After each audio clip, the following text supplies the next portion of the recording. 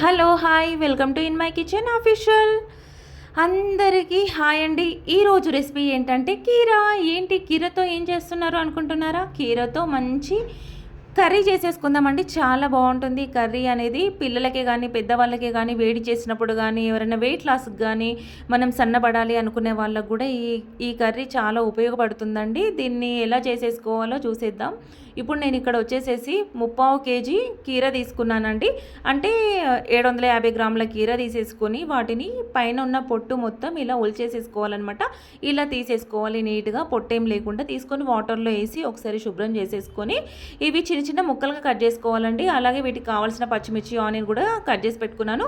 ఇవి ముక్కలుగా కట్ చేసేటప్పుడు ఏంటంటే అవి స్వీట్ ఉన్నాయా చేదు ఉన్నాయా ఒకసారి చెక్ చేసేసుకొని కీర ముక్కలన్నీ చిన్న ముక్కలుగా కట్ చేసి ఈ విధంగా పక్కన పెట్టేసుకోవాలి. ఇప్పుడు స్టవ్ ఆన్ చేసేసుకొని ఒక ప్యాన్ తీసుకొని దాంట్లోకి 2 టేబుల్ స్పూన్ ఆయిల్ తీసుకున్నానండి. ఆయిల్ తీసేసుకొని ఇప్పుడు స్టవ్ మీడియం ఫ్లేమ్లో తీసేసుకొని దీంట్లో ఆవాలు అండ్ జీలకర్ర అలాగే పచ్చెనగపప్పు వేసుకున్నాను. అన్నీ చిన్న చిన్న స్పూన్ నిండా వేసేసుకొని అలాగే ఒక చిటికెడు పసుపు వేసేసుకొని 2 ఎండు మిర్చి ఉంటుంది కదండి అవి కూడా చుంచేసుకొని ఇలా వేసేసుకొని గరిటెతో ఒక్కసారి ఇలా కలుపుతూ అవి చిటపటలు ఆడే వరకు ఉంచాలన్నమాట. ఇలా చిటపటలు ఆడగానే ఇప్పుడు నేను ఇక్కడ వచ్చేసేసి 7 అండ్ 8 పచ్చిమిర్చిని తీసుకున్నాను. ఈ పచ్చిమిర్చి చాలా ఘాటు అయినవండి, అంటే కారం ఎక్కువ ఉన్నవి. తీసేసుకొని వేసుకొని తర్వాత ఒక 2 రెబ్బల కరివేపాకు వేసుకున్నాను. అలాగే మీడియం సైజ్ ఉల్లిగడ్డ ముక్కలు కూడా ఇలా వేసేసుకొని గరిటెతో కొంచెం ఫ్రై చేసేసుకోవాలండి. ఇదంతా కూడా ఉల్లిగడ్డలు పచ్చిమిర్చి అయితే కంపల్సరీ వేగాలండి, అవి చాలా కారం ఉంటాయి కాబట్టి కొంచెం ఇలా వేగిన తర్వాత ఇప్పుడు దీంట్లోకి వచ్చేసేసి ఇందాక మనము పక్కన పెట్టేసుకున్న కీరా చిన్న ముక్కలు ఉన్నాయి కదా ఆ ముక్కలన్నిటిని కూడా ఇందులో వేసేసుకోవాలండి. నాకు ఇక్కడ మొత్తం పొట్టు తీసేసి ఇలా ముక్కలుగా వేసేసుకుంటే నాకు వచ్చేసేసి ఇక్కడ 1/2 కేజీ ముక్కల వరకు అయ్యాయండి.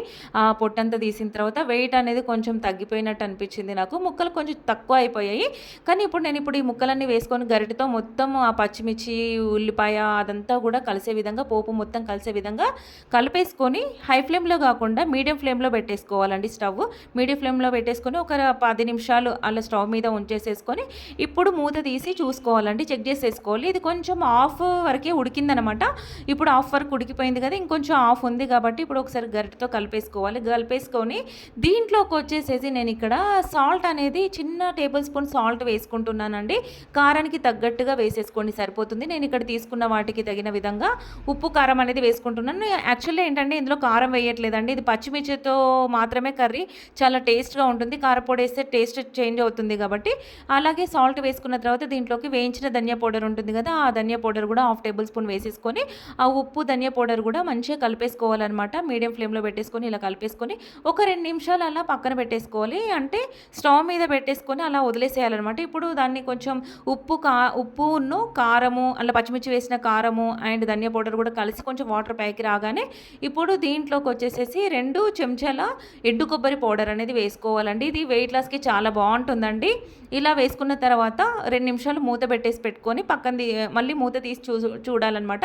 ఇప్పుడు కర్రీ మొత్తం మంచిగా ఉడికి దగ్గరకు వచ్చేసిందండి, ఫ్రై లాగా వచ్చేసింది. ఇది రైస్లో కానీ చపాతీలో కూడా చాలా బాగుంటుంది. కాకపోతే ఏంటంటే పైనుండి మనం ఇప్పుడు కొత్తిమీర అనేది చల్లేసేసుకొని ఇంకా స్టవ్ ఆఫ్ చేసేసుకోవడమే అనమాట. ఇది చాలా మంచి రెసిపీ అండి, అలాగే టేస్ట్ కూడా ఉంటుంది. రైస్లో కూడా బాగుంటుంది. రైస్లోకి కావాలి అనుకుంటే కొబ్బరి పౌడర్ యాడ్ చేసుకోకండి, స్కిప్ చేయండి. అదే దీంట్లోకి మాత్రం మనం ఎండాకాలంలో గోధుమ చపాతీ కాకుండా జొన్న రొట్టెలో చేసేసుకొని తినండి, చాలా అద్భుతంగా ఉంటుంది. మీకు నచ్చింది అనుకుంటున్నాను. ఒక సబ్స్క్రైబ్ ఇవ్వండి.